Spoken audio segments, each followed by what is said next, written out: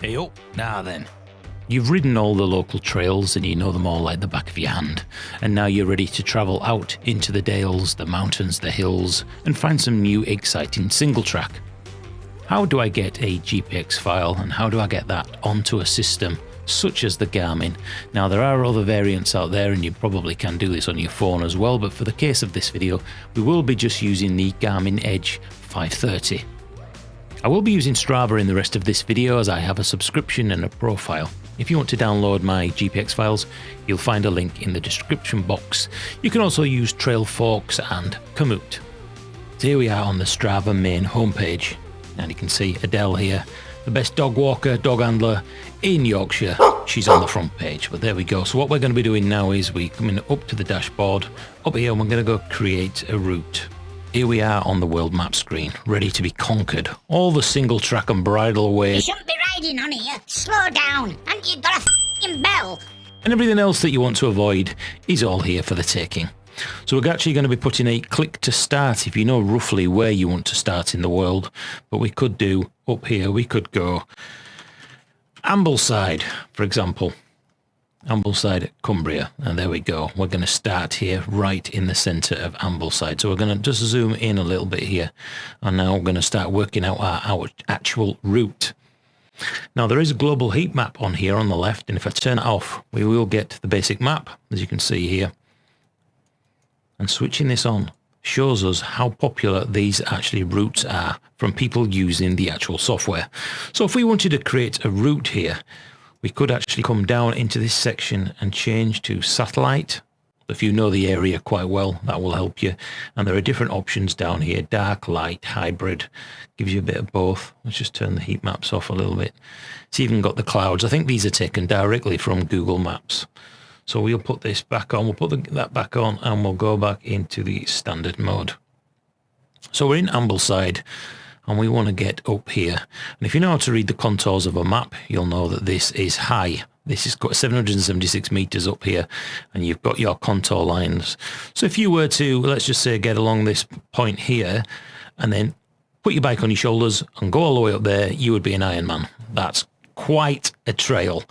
So we've got our Ambleside down here, so we're going to click a point like this and it will automatically put this path shape in here. You can see already the difference in the colours here shows that it's 56 paved and 44 is not specified. So this could be, without putting the same map on, this could be a main road, this could be a path, but we will get into checking all this stuff after.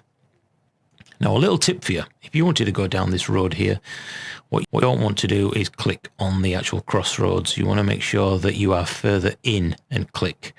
We'll make it a little bit easier for the software to diagnose where you're actually wanting to go. So let's just have a look. We want to go all the way up here to the top of the mountain. Let's get up here before the joint. Now what it's actually done here is it's worked out the best route based on up here our criteria of riding. A lot of times this thing is quite accurate, to be honest with you.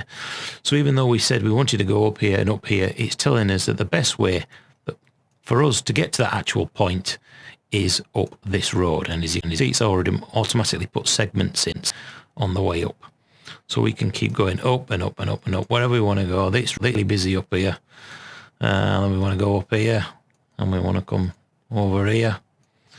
And let's just bring this down here, down the high street, all the way down, and we'll just zoom out. We find our end point, and we will zoom back in fairly close down here, and it will calculate the rest of the route for us. And there we go. We've got a beautiful loop there already ready to go. Now, if this was the route, you can see it gives us a rough idea down at the bottom, 25 miles-ish. That's a lot of climbing, 4,500 feet, and roughly 1 hour 40. But you have to remember, you're going to be putting brakes, you're going to be doing this, you're going to be doing that, stopping, jibber jabbering, you know, avoiding sheep, saying hello to the cows and what have you. So take that with a pinch of salt. So now that we've got our route and we're more than happy with this, we're going to click save up at the top here. And we're going to give it a route name. This is Bootylicious Riderlicious Demo. Or demon even. And we can add a description in here.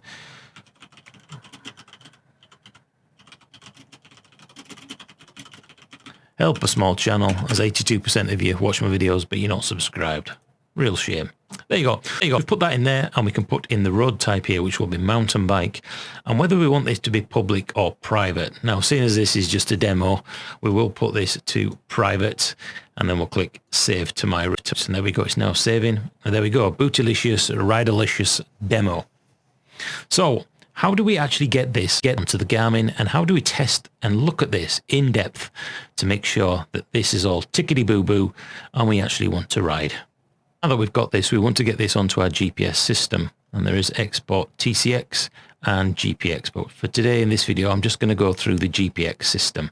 So we're going to click export here.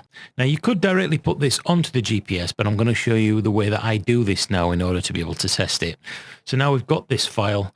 We're actually going to open this with Google Earth.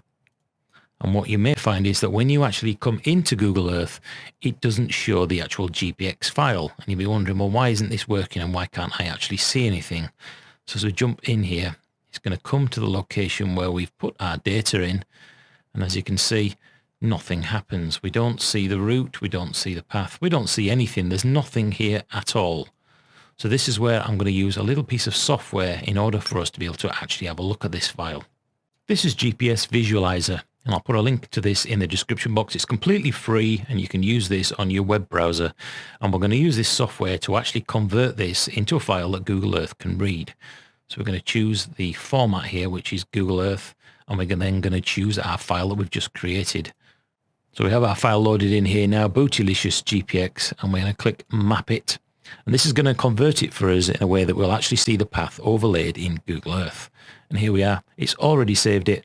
It's just a matter of downloading this file now, and this is the file that we're going to open in Google Earth. Now we're back in Google Earth, we're going to import that file by coming up to File, Import. And if you don't actually see the GPX file in there, just change this to All Files. And there we go. There's our original Bootylicious, Riderlicious demo that we created in Strava. And we're going to be using this file here, and you can rename that, I suppose, and open it up. And there we go. We now have the route here in Google Earth or Google Maps. And we can actually have a look at this. Now that we've got the 3D terrain on there, we can actually have a look in here, get in and have a look. As you can see, that's quite a climb.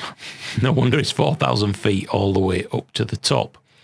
So this gives us the opportunity to be able to really zoom in and have a look at these trails and just see where they actually go and have a look. For example, this one looks like it goes straight through the farmer's field. But as we zoom in closer, you can see that other people have been riding or a vehicle has been down here. So this probably is a right of way. Now, these files don't actually show you completely whether you're on a pavement, a bridleway sometimes, or whether you're on a road. So this is quite a nice feature. But what you can do is, if you look at this now and you think, right, well, which way are we supposed to go around?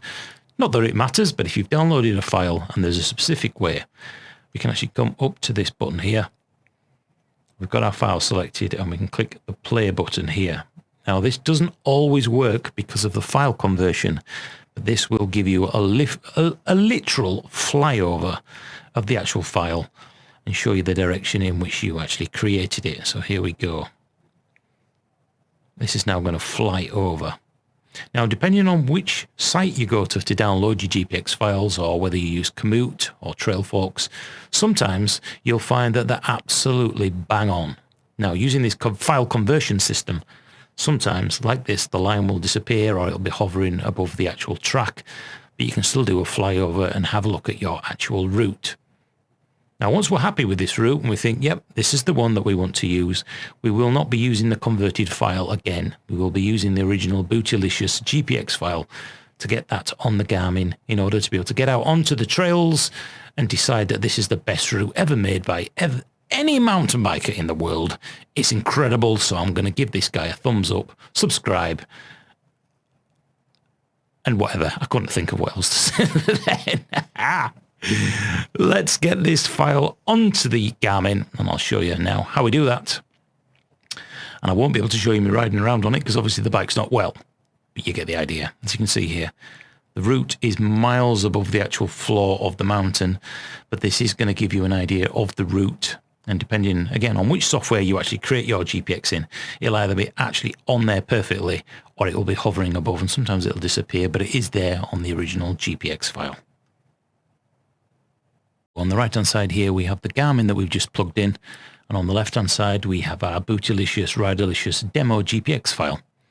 Now, you can use the Garmin Connect software, which connects via your phone, but I have found on occasion sometimes it doesn't want to upload the GPX file from Strava, but the opposite way, once you finish the ride, I've had no problems whatsoever. So I'm going to show you how to do this the old school way, which is to actually go into the folders. So we're going to go into the root folder of Garmin. And we're going to come all the way down here until we get to new files. Now, there are some folders in here you'd think it would more likely to be to go in. And then once you delve into some of these, it'll say GPX this or GPX that. And you'll notice files and things down here. But just ignore all those. And we're just going to drop our GPX file into the new files folder. Just literally drag that across. And that's it regarding getting the data onto the GPS system. So we'll boot up the Garmin now, and I'll show you where to find it and how to set forth on your amazing epic ride. Now we've unplugged the Garmin, and you must unplug it from the computer, otherwise it goes into charge mode. You can wait for these satellites up at the top, but we're just going to go straight through here into the menu, through to navigation, down to courses, and we should see Bootylicious in here somewhere down at the bottom. And there you go. And you'll notice it's automatically uploaded this through my phone through Connect, even though I didn't actually go into the app. And one will say roughly 1 hour 34 and one will say 2:02. Now, why there is 2 in there and why there's a difference in time, I'm not completely sure. Maybe realise that I'm on an e-bike and I'm having lots of breaks. Maybe it's clever enough to actually work it out.